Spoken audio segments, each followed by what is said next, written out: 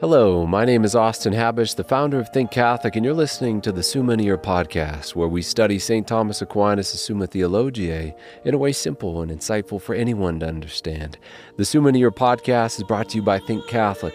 Taking 2 questions of the Summa a day, we'll seek to summarize St. Thomas's responses, discovering the brilliance of Aquinas and his Catholic faith.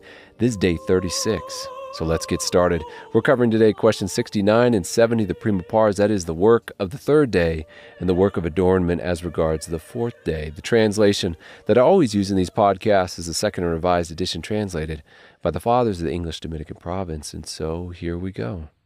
And I would recommend at the outset, before listening to this episode, making sure that one has already listened to the one before it on how Catholics interpret Scripture, especially the book of Genesis. But today we continue our march through the 7-day creation account found in Genesis, as understood by St. Thomas Aquinas, with the work of the 3rd day, which is only 2 articles. That might be the shortest question we've probably seen thus far, and we begin that question with Scripture as it is written. And God said, "Let the waters under the heavens be gathered together into one place, and let the dry land appear." And it was so. God called the dry land earth, and the waters that were gathered together he called seas. And God saw that it was good. And God said, "Let the earth put forth vegetation, plants yielding seed, and fruit trees bearing fruit, in which is their seed, each according to its kind upon the earth." And it was so.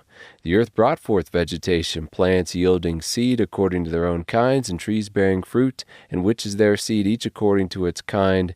And God saw that it was good. And there was evening, and there was morning, a 3rd day. Article 1. Whether it was fitting that the gathering together of the waters should take place as recorded on the 3rd day. To answer this article, we have to take a step back and see the creation account, as Aquinas tells us, as something like at least a 3-step process, with the first step being the creation of the cosmos in a less formed, less distinct, less adorned way, and then that distinction being made with its adornment following after it. So on the 1st day, we have the heavens, in which the distinction of light from darkness is given when God said, "Let there be light."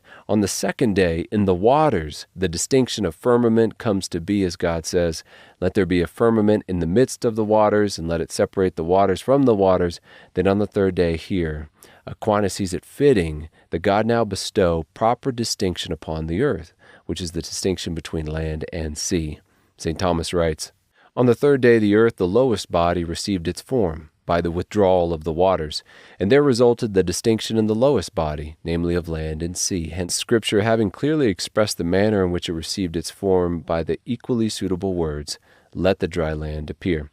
So to answer our article, it does seem fitting. If the Genesis account is intended to articulate creation of the heavens, the waters, and the earth, and a less than ideal form with a less than ideal distinction among them, then day by day bestow that distinction, light from darkness, firmament from waters, that God would here on the 3rd day bestow a similar distinction upon the earth.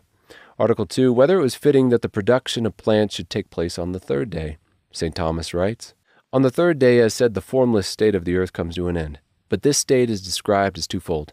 On the one hand, the earth was invisible or void, being covered by the waters.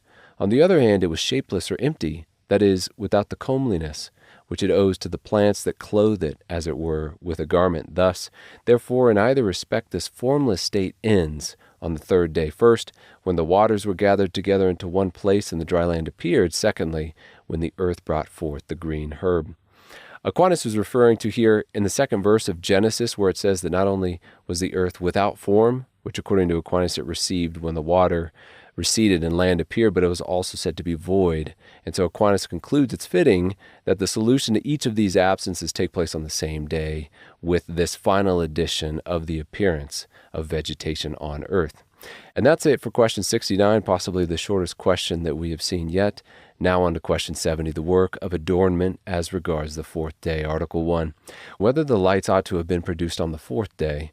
Beginning with Scripture, it says of the 4th day, "And God said, Let there be lights in the firmament of the heavens to separate the day from the night. And let them be for signs and for seasons and for days and years. And let them be lights in the firmament of the heavens to give light upon the earth. And it was so.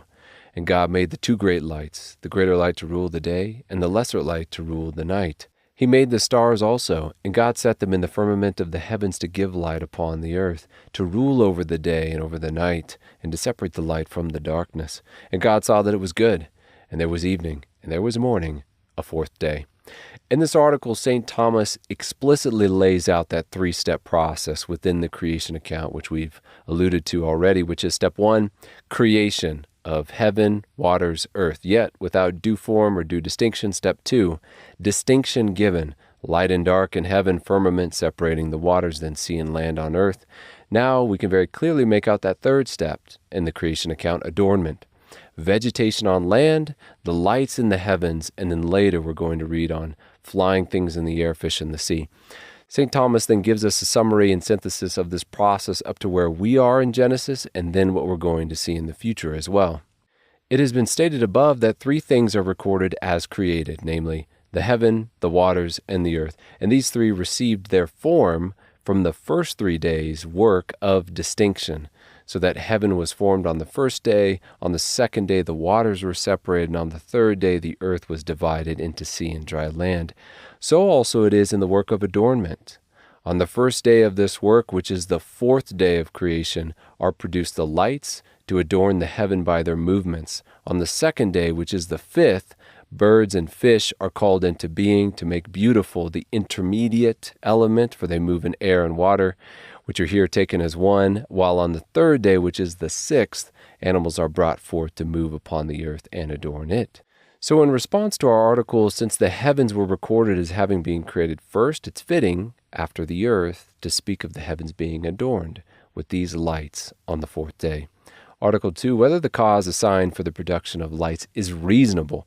Cause here in the sense not of you causing the stone to move by pushing it, but money being the cause of why you went to work on some particular day. Cause here in the sense of the goal that caused the creation of these things, these lights in heaven, to be made, such as the sun and the moon. Aquinas says, when asking about what was the goal behind the creation of any particular corporeal thing, we have a couple of options. He writes, a corporeal creature can be considered as made either for the sake of its proper act, or for other creatures, or for the whole universe, or for the glory of God. And that is a list to take to prayer and self-reflection, for we could ask, why did God create us? And if we apply that list to us, we might say, well, in one way, as rational animals, we were made to think, to reason, because that's the kind of thing we are. In another way, we were made for other people. We are a social animal. We depend on one another. In another way, we were made for the sake of a complete universe in which we hold a middle between beasts and angels. And in another way, like all else, we were made for the glory of God. It's a beautiful list Aquinas gives us in this article for us to reflect on. But returning to our article, the question is, are the reasons for the adornment of the lights in heaven fittingly assigned, which are, according to Scripture, to be signs and for seasons and to give light upon the earth? Aquinas says yes, that these were fittingly assigned, especially to avoid the temptation of idolatry by only assigning the goal of these lights, if we remember our list, for other creatures, for us. They help us, according to Aquinas, in regard to sight, which directs man to his works and is most useful for perceiving objects. Secondly, as regards the changes of the seasons. Thirdly, as regards the convenience of business and work, insofar as the lights are set in the heaven to indicate fair or foul weather. Article 3, this is our last article, whether the lights of heaven are living beings.